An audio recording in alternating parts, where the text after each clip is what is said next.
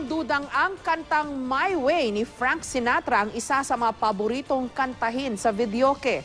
Pero bakit nga ba tila madalas nauuwi sa away at karahasan ang pagbirit nito?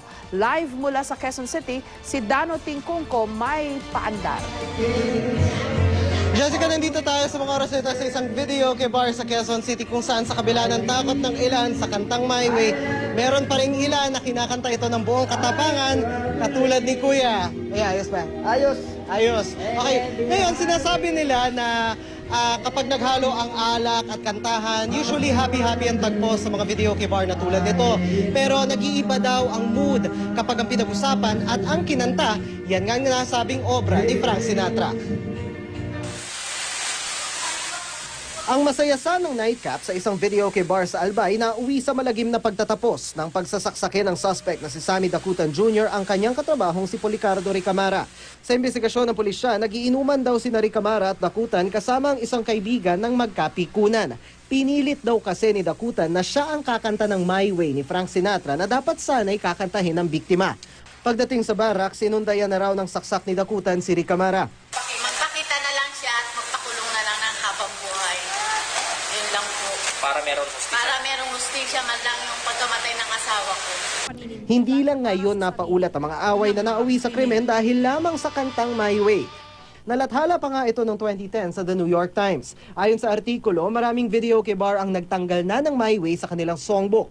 Tulad na lang sa bar na ito sa Kamuning. Kwento sa amin ng waiter ng bar, inalis na nila sa kanilang songbook ang naturang kanta para iwas gulo. Taong 2010 daw kasi, napatay raw ang tiyuhin niya dahil dito. Pagkakanta niya ng song na yun, after 3 days, ayun na siya. Binaril na. After 3 days, binaril. Sino daw nakabaril? Wala po akong source. Napatunayan naman namin sa sarili namin na talagang yung kanta, merong kaakibat. Pero sa katabi lang na videoke bar ni na Christopher, hindi banned ang My Way. Most requested pa nga raw ito hanggang ngayon. Matanda karamihan. Gusto niyo bang My Way, ganyan, My Love Will See You Through? Pinaganyan namin yung mga customer. Tapos pag sinabing My Way, sinabi din nila, sige, Sige, hindi sila natatakot. Hindi naman. Si Doming, kahit batid ang reputasyon ng kanta, hindi pa rin nagpaawat sa pagbirit. Wala, basta ano lang, pag kumanta kayo lang, nakanta mo lang siya. Ordinaryong kanta lang? Ordinaryong kanta lang. Yun nga lang ang mismong may-ari ng bar, nag-aalangan daw minsan kapag tinutugtog ang kanta. Dahil sa mga nangyayari nga, pag may ibang kumakanta, sabi baka mapatay daw paglabas, ganun daw. Ang ibang videoke kings na nakausap namin, hindi naman daw takot sa My Way. Pero kakantahin ba nila ito? My Way, My Love Will See You. Hindi Ayaw? Bakit po sir? Hindi naman kasi siyempre depende sa boses yan. Wala, tingin ko, kanta pa rin yun eh.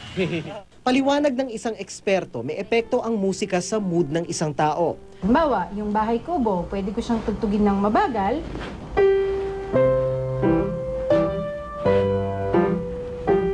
Oo, pwede ko rin siyang tugtugin ng mabilis ng konti. People, it makes them more excited if it's faster, and it relaxes them if it's a little slower or mas mabagal. Wala naman daw dahilan para mailang sa kanta o pigilan ang sariling kantahin ng gaya ng My Way, lalo't kadalasan ang problema wala sa kanta, nasa mismong himig ng lugar. Katulad ng My Way, meron na siyang parang preconceived, nagkaroon ng song identity yung mga iba nating kababayan. Kaya hindi ko matanggap yung rendition ng iba. Kasi nga, parang feeling mo, personal insult. Kasi nag-identify ka doon. Jessica, medyo tahimik na dito sa videoke bar, no? Kasi katatapos lang nung kanta ng My Way. Pero payo sa atin, no, ni Professor Timbol Guadalupe, no? Bago kantahin yung My Way o kung ano pa mang kanta yan, no? Mainam siguro na i-consider muna yung lugar, silipin kung okay ito at maging sensitibo na rin dun sa iyong mga kasamahan sa videoke bar, kay kaibigan mo yan o hindi mo kakilala para maiwasan yung mga insidente na hindi inaasahan, Jessica.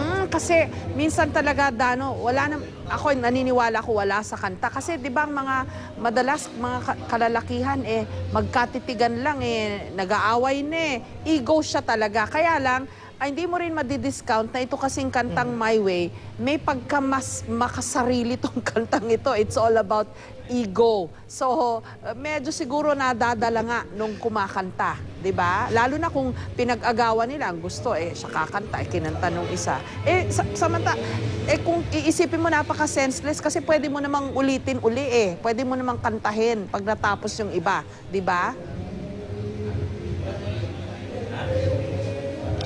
Correct, Ma'am Jess. Actually, yung sinasabi nga, marami din kasi mga pag-aaral tungkol doon sa My Way. Ang sinasabi din kasi doon sa, if you look at the content of the song, it's maraming mga tao ang nakaka-identify doon sa mismong kanta because of the content and because of the delivery. Yun na nga, yung the end is near and parang I did it my way. So it's a statement. So, syempre, yung sinasabi din sa atin ng ating mga nakausap na eksperto, people identify with the song. They have a certain identification dun sa song and they own the song. And basically, if you own the song, there is a version of it that you think is orthodox at yun yung dapat na version. Ngayon, kapag may narinig kang ibang tao na iba yung version, more often than not, nagkakaproblema, lalo na if you take it as a personal insult. Now, if you take it a notch higher, lalo na kung nakainom kayo or pareho kayong mainit ang ulo, and dun usually nagkakaroon ng problema. Kaya nga dapat medyo i-temper din yung sarili. Kailangan i-check din yung sarili kahit na nakaka-relate ka talaga dun sa kanta, Jessica. Sabihin na lang natin, wala hong may-ari ng kanta.